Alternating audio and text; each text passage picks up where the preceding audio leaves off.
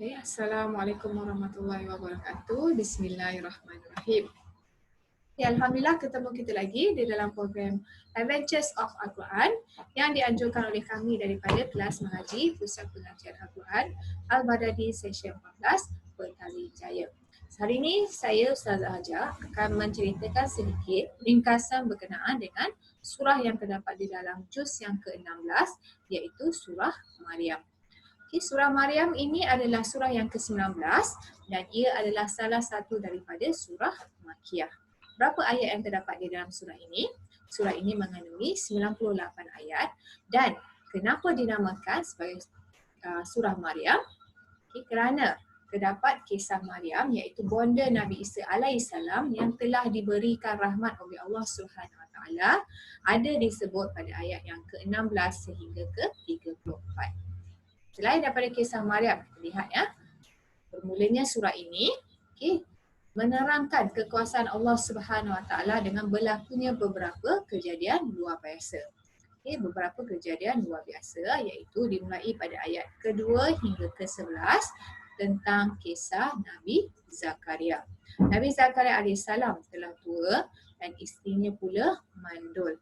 Namun baginda masih lagi tidak dikurniakan seorang zuriat. Disebabkan ini, baginda pun berdoa kepada Allah agar dikurniakan seorang zuriat. Agar baginda telah berdoa kepada Allah agar dikurniakan seorang zuriat bagi menyambung keturunan Nabi Yaqub alaihissalam. Jadi selepas baginda berdoa, doanya dikabulkan. Doanya dimakbulkan oleh Allah Subhanahu Wa Taala. Kalau kita lihat daripada segi ilmu sains, ia adalah sesuatu yang mustahil. Bagaimana seorang pasangan suami isteri yang telah tua akan dikurniakan seorang anak?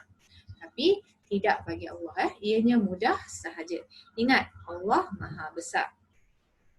Apa yang Allah beri tanda pada Nabi Zakaria? Allah telah memberi tanda kepada Nabi Zakaria bahawa Nabi Zakaria ini tidak boleh berkata-kata selama 3 malam sedangkan dia dalam keadaan sihat. Lalu dikurniakan baginda iaitu Nabi Zakaria seorang putera yang diberi nama sebagai Yahya. Kisah Yahya pula diikuti selepas kisah Nabi Zakaria pada ayat yang ke-12 hingga ke-15. Ada diterangkan sedikit berkenaan dengan sifat Nabi Yahya alaihissalam. Nabi Yahya alaihissalam ini telah diberikan hikmah sejak kecil lagi. Baginda boleh memahami, mendalami agama yang terdapat di dalam kitab yang ada ketika itu iaitu kitab Taurat. Selain daripada itu juga, Nabi Yahya adalah seorang yang bersih daripada dosa, seorang yang bertakwa, sangat berbakti kepada kedua ibu bapanya, tidak sombong, baginda juga tidak derhaka. Itu dia di awal surah berkenaan kisah Nabi Zakaria dan juga Yahya. Kemudian pada ayat yang ke-16 hingga ke-34, surah tadi diterangkan surah Maryam. Di sini kisah Maryam bermula. Di sini kisah Maryam bermula iaitu pada ayat yang ke-16 hingga ke-34. Maryam adalah seorang gadis suci, masih belum berkahwin. Akan tetapi Maryam telah diberitakan oleh malaikat Jibril. Malaikat Jibril telah datang dalam bentuk manusia ketika itu Maryam sedang beribadat. Diberitakan kepada Maryam bahawa dirinya akan dikurniakan seorang anak. Siapakah anak itu? Anak itu ialah Nabi Isa alaihissalam yang dilahirkan tanpa bapa.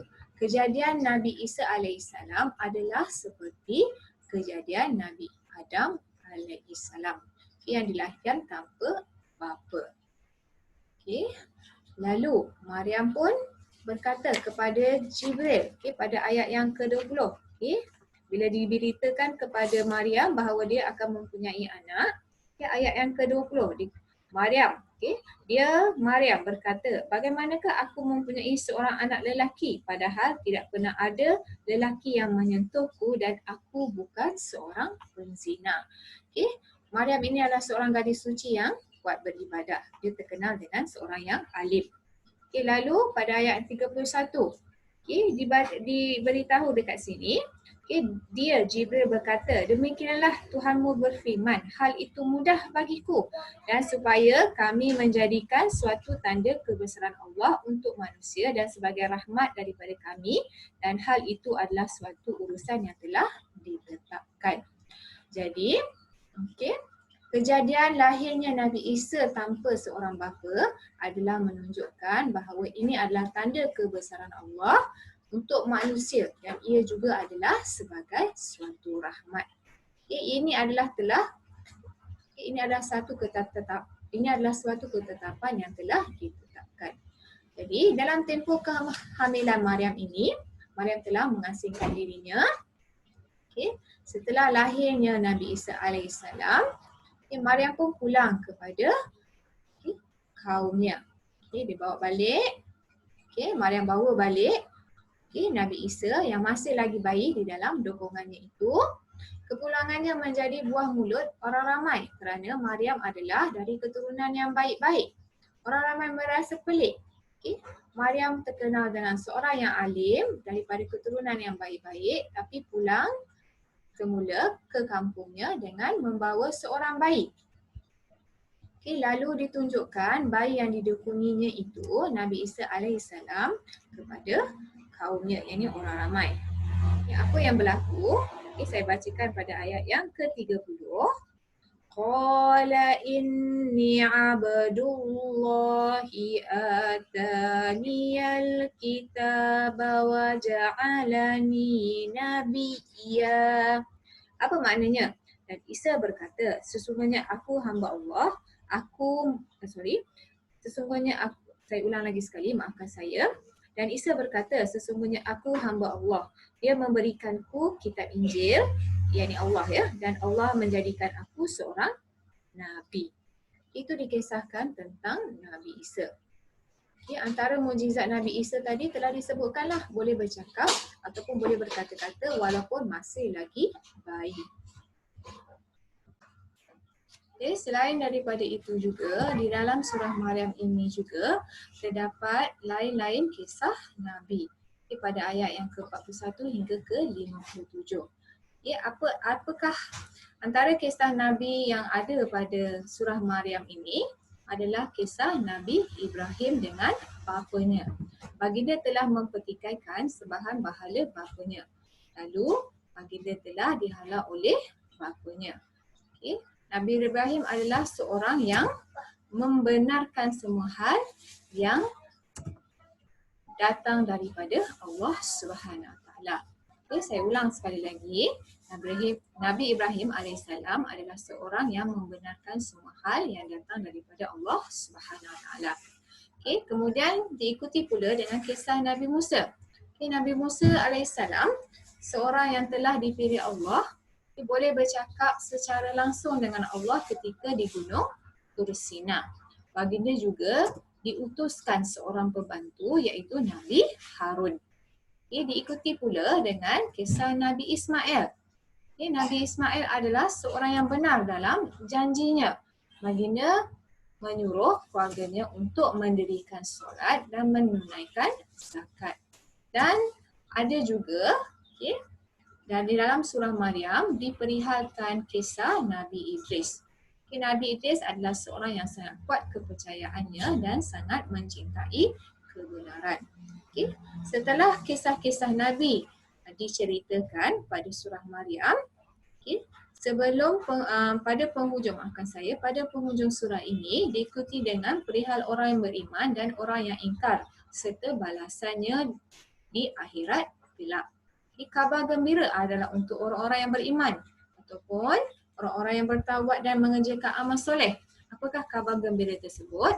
Golongan-golongan ini, tadi saya sebutkan golongan yang beriman, bertaubat dan beramal soleh ini diberitakan bahawa mereka akan dikurniakan syurga ada. Pada ayat 61.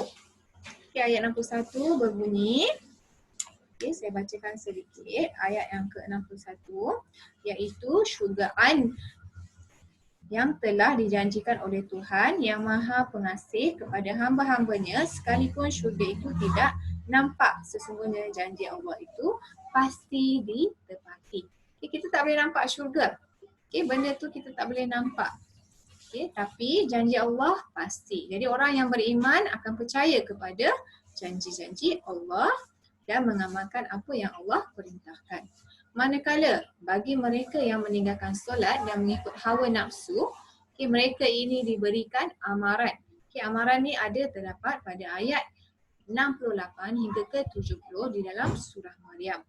Okay, antaranya bahawa mereka akan dibawa mengelilingi neraka jahanam dalam keadaan melutut. Okay, golongan-golongan ini adalah mereka yang menjadi penghuni neraka. Okay, saya bacakan sedikit daripada ayat 68. Okay. Maka demi Tuhanmu, sesungguhnya pasti kami akan himpunkan mereka bersama syaitan.